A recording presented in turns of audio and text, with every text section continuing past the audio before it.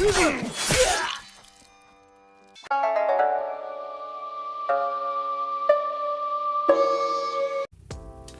going on, you guys? So it's looking like King Kong Luis Ortiz is still having trouble finding opponents to face him. Got the article link in the description. It's from boxing.com, and it pretty much says that Luis Ortiz is eyeing July return. You know, he's looking to fight 2 times a year to pretty much cap off the rest of his career. Now, the narrative that we heard, or what we've been hearing, was that it was a potential Luis Ortiz-Andy Ruiz fight. Well, according to the article here, it looks like Andy Ruiz kind of backed out of that and decided to take a tune-up instead before going to a fight with the southpaw Cuban Luis Ortiz. Strange. You know, what was this big announcement that Andy Ruiz was talking about? You know, he kept saying, big announcement, stay tuned, big announcement, stay tuned. What big announcement, bro? Because the only big announcement that we was kind of waiting for, most of us hardcore fans anyway, was a fight with Luis Ortiz, because it makes a lot of sense. You know, you lost against Anthony Joshua. He lost against Deontay Wilder, you know, and the fight makes sense. But now you rather take a tune-up, you know, instead of going in there. And see, really what it is, Andy Ruiz is probably not really in good shape. That's probably what it is. You know, King Kong, Luis Ortiz, is always in shape for the most part. He's in pretty good shape for the most part. He has to be.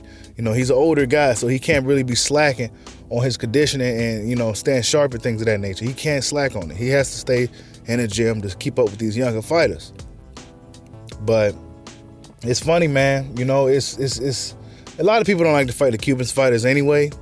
You know, a lot of guys, especially southpaw Cubans, a lot of fighters just don't want to fight the Cuban guys. They tough fights, you know what I'm saying? They tough fights, they real disciplined.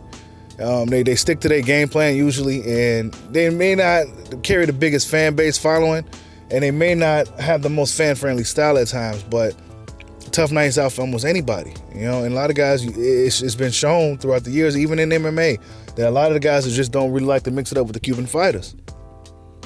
You know, and I'm really surprised that Andy Ruiz Jr. took that route, but it is what it is. I get it.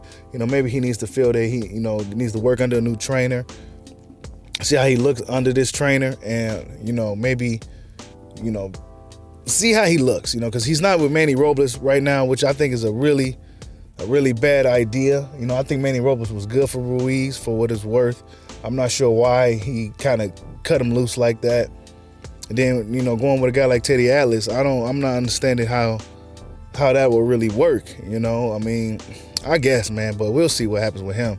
But Luis Ortiz is still having trouble finding opponents, you guys. That's just wild. You know, I mean, Dillian White don't want to fight him. You know, he used the old man excuse, but he turns around and fights Alexander Povetkin, who's the same age as Luis Ortiz. So somebody make that make sense. But what I'm thinking, excuse me, I think I'm getting sick. What I'm thinking is we may see Luis Ortiz versus Dominic Breazeale. That's what I'm thinking. I'm thinking Breazeale is probably likely going to have to be the guy that steps up to face King Kong, or maybe somebody like, maybe, I don't know, man. Maybe Robert Helenius or something like that.